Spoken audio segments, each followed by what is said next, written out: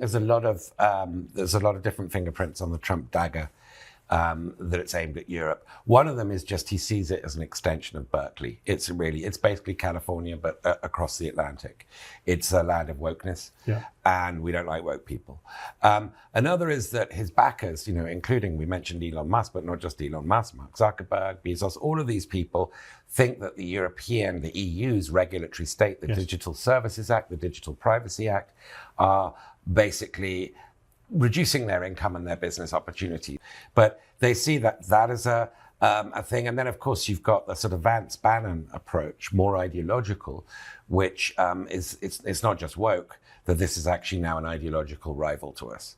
And so our goal is to get people, Steve Bannon's friends, into power, the AfD in Germany, the far right in France, Nigel Farage in Britain. And so they are now genuinely targeting liberal democracy in Europe. America, it's halfway there. I mean, more than halfway. It's a kleptocracy.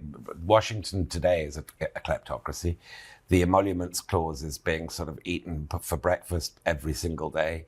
And there is no attempt by the legal system, by prosecutors, to hold anybody to account, or by Congress. So Congress is, as Steve Bannon calls it, the Duma, which was much closer to the end of democracy than most other Western democracies. The reason why I get a slight pause by sweepingly generalizing this is that there are countries like Canada, which, because of the Trump shock, are rediscovering the virtues of the resilience of their institutions and building up the resilience of them. So, it might be a slightly more variegated story than that. And Hungary, Viktor Orban, in spite of rigging everything, could be on course to be thrown out of power. There is still the one thing that these people don't do, except Trump, is try to rig elections. Trump's a whole different level. And we're seeing him in advance of the midterm elections. He's obviously planning to rig the elections. I mean, it's quite plain. It's hidden in broad daylight. He sort of weaved a pretty skillful speech by saying, look, even though it was hypocritically, even though it had double standards, it existed enough of the time for us to believe that this hypocrisy was worth sticking to. Now it's no longer worth sticking to. The old world is dead.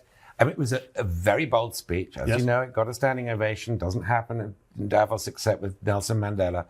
And he made this appeal to other middle powers to join him. I think the thing that he probably is missing from his speech was his real appeal was to say this liberal international order that didn't really exist is what I'm asking you, other middle powers, to help me create or revive or reinvent. That was essentially his pitch, that we still do need rules. They haven't. I mean, I'm guessing that if you asked Mark Carney this, and I've sort of disclosure,